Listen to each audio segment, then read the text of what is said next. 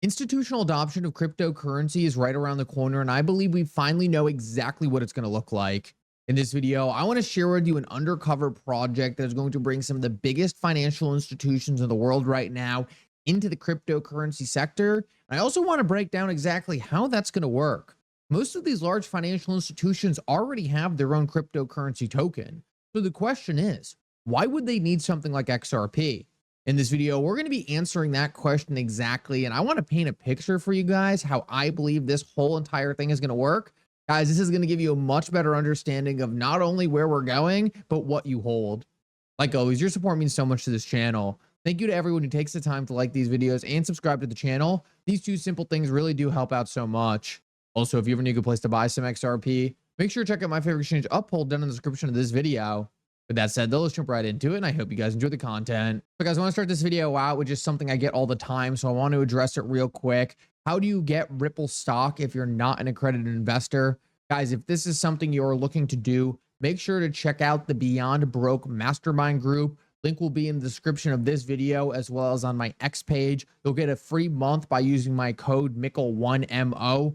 Make sure to check that out. It's the best way you can get Ripple private equity and invest in Ripple, the company. So like I said in the intro, I really want to paint a picture for you in this video for how these institutional cryptocurrency networks are going to look, how XRP is going to be positioned in this entire thing, what banking cryptocurrencies mean to XRP like JP Morgan Coin and Citi Coin.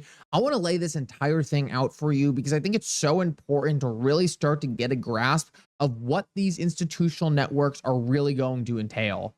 Now, one of the things we have really heard as an XRP community for a long time is the FUD that large banks like JP Morgan, Bank of America, they're just going to spin up their own crypto token and it's going to replace XRP. Well, they were half right. These large banks are definitely spinning up their own cryptocurrencies, and I believe almost every major entity in the world will eventually have their own cryptocurrency. We saw the other day Sony actually created their own cryptocurrency. We know JP Morgan has JP Morgan Coin. We know countries are creating CBDCs. Everyone is going digital. It has never been more obvious that the rails of the financial system need to be upgraded. I always laugh when people say, oh, cryptocurrencies, oh, they're a big nothing burger. Oh, the system is fine as we have it today. The system we are running on today is severely outdated. There has never been an industry before in the world that has escaped the internet disruption, and the financial architecture is going to be no different. Our financial infrastructure, the architecture is going to be upgraded with the internet. And that upgrade looks like it could not be more obviously done by cryptocurrencies. Now, whether it's going to be public cryptocurrencies or private cryptocurrencies, that's a whole nother conversation. But the idea that cryptocurrencies haven't already pretty much cemented themselves as the technology that's really going to revolutionize the financial system, I think that question is pretty much gone at this point. It's happening in front of us. Some of it's not being told to you because they want it to happen in secret, but it is happening behind the scenes. And if you open your eyes, as many of us have, it's pretty obvious. Now, with that said, I really want to break down this relationship between private cryptocurrencies and public cryptocurrencies, because this is where some of the FUD comes in terms of, oh, will JP Morgan Coin replace XRP? Will Bank of America Coin replace XRP? And I think it's so important we tackle this issue head on because I actually think they help XRP. At the end of the day, it doesn't make sense for any corporation to put their finances on a public blockchain. For the same exact reason, none of you would want to have your bank account on a public blockchain. Well, you probably don't want everyone to know what you're buying, what you're selling, who you're interacting with, what your current financial position is. The same is going to be true for major corporations. JP Morgan is not going to want a scenario in which their client's data is on a public blockchain, right? That doesn't make sense. So what these large institutions are going to do is spin up their own private permissioned environments. And in these environments, they are going to have their native tokens. Now, guys, these environments are really nothing that new in comparison to what these institutions already have. It's just going to be a better ledger and debit and credit system for the institution tracking internal transactions. But it doesn't help with interoperability, and it doesn't help with cross-institution liquidity.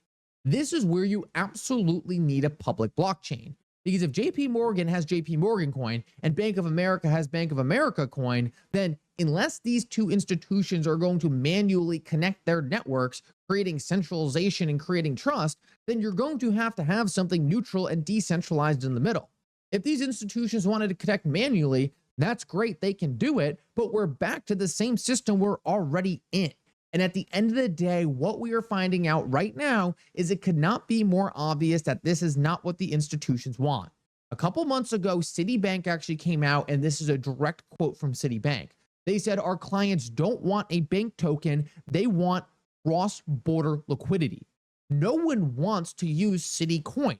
No one wants to be using or exposed to Citi's infrastructure. They want to be exposed to their own infrastructure. They want to have their own sovereign wealth. They don't want to trust Citi to they don't want the counterparty risk of Citi at the end of the day. They just want to own their own currency. So what Citi needs to do is create some link between their Citi token and liquidity in other forms. And that is where the XRP ledger is going to be critical, because Citi is not going to want to create independent liquidity to every single source of value out there. Instead, they want the XRP ledger to aggregate liquidity, essentially become liquid to all these different asset classes via tokenization. And then by plugging the Citi token into this environment, it is instantly liquid to all these other assets. Now, by doing this, Citi didn't have to do anything. And anyone using the Citi blockchain and moving in and out of that environment can do so in a neutral and decentralized way through a public blockchain. It doesn't have to be XRP. I just believe XRP and the XRP ledger are some of the best suited. So let's take a step back and talk about what we just said. All these banking institutions are going to have their own cryptocurrency, but it's going to be private and permissioned. And if they want to interact with other institutions or other repositories of value, they are going to have to hook up to public, decentralized, neutral network. And BlackRock has said the same thing. BlackRock literally came out and said, hey, we thought the future was going to be private permissioned. Now we understand that plays a part, but the future is actually public and decentralized. And that's because everyone is going to need a private permissioned network on the back end, but all the value, all the important things happening are going to be on the public blockchains. The same exact way you have private databases for your camera roll, but then you go to the internet to actually upload, share, and do anything powerful for the information, that same exact thing is going to take place with value when it comes to actually using your value. It's going to happen on the public chains. Now, with that said, I want to play you a quick clip because I think this is really going to help you understand Ripple's involvement in this entire thing. This is from an interview that happened just the other day. James is from Axelar, Jazzy is from Ripple. And what they're going to talk about is a project that's undercover right now that I believe is the beating heart of everything we just talked about. Listen up to this. But publicly, you can take a look, look at what JP Morgan did with Project Guardian and take a look at what Deutsche Bank is doing now with Project Guardian. And the work that they're doing with Axelar will be presented in November. So kind of wait for them to share a little bit more about what they're testing in this proof of concept. But this stuff is, we're on the precipice. Like, we are finally getting the pieces of infrastructure in that we're really moving forward. And so I think that we're very excited about it. And we think that Ripple can absolutely end up being one of the major hubs that kind of creates that first step that brings on those larger financial institutions to start working. What do I think all that means? Well, there's a little speculation here, but I really do believe this is what's taking place. I believe Axelar is creating interoperability between the closed, private, permissioned environments of these large institutions to the XRP ledger. The XRP ledger is going to be the public, decentralized, neutral liquidity that these institutions are going to plug into via Axelar. These institutions, like we talked about earlier, need their own private, permission, customizable blockchains, but they also need public liquidity.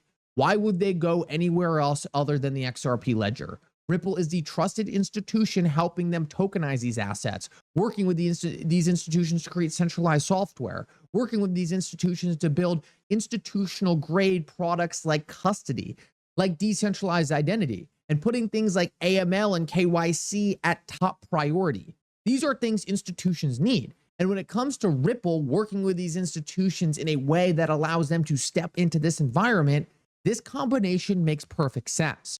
Now, there are some more technical reasons why I think the XRP ledger is the best suited as well. It's fast, it's efficient, it has all the native applications built into layer one rather than in susceptible smart contracts on top. But that's a whole nother thing for another video. The most important thing is I believe we pretty much heard that Axelar and Ripple are working to create the environment we talked about earlier in this video. Now, if that wasn't enough for you, I want to show you one last thing. First of all, what we are seeing is this is something that's already been forecasted. This is essentially what Project Guardian is trying to do, in my opinion. Take Bank A, connect it to Bank B, connect it through Bank C through XRP. And this is from SBI themselves. So is SBI just forecasting a lot of these things happening? And this presentation is from SBI. So I believe the banks are fully aware that this is the system that is going to be imposed. I believe we are closer than ever from these institutions stepping in a big way. The biggest thing that has been holding us back forever has been regulations. But as the cryptocurrency industry continues to win in court and win on the regulatory front, the large institutions that are looking to actually use this technology are going to have less and less reasons to say no. And in fact, they are going to start being required by their customers to start saying yes. These banking institutions don't catch up to the modern day. They are going to be out-innovated by fintech companies, and they're going to fall behind. They need to adopt technology that keeps them competitive. And Ripple, XRP, Axelar, and the work on these private chains are the magic combination that really brings this outdated financial system into the space age. I believe this is exactly what's playing out on the back end. I don't think it's necessarily been told to any of us because I think a lot of people want to keep this private. But I would bet Project Guardian is really taking Axelar, connecting these private repositories of value to the public XRP ledger to finally create the seamless interoperability between all these major institutions on a neutral level playing field. Guys, thank you so much for coming. I hope you enjoyed this update. And for now, Mickle out.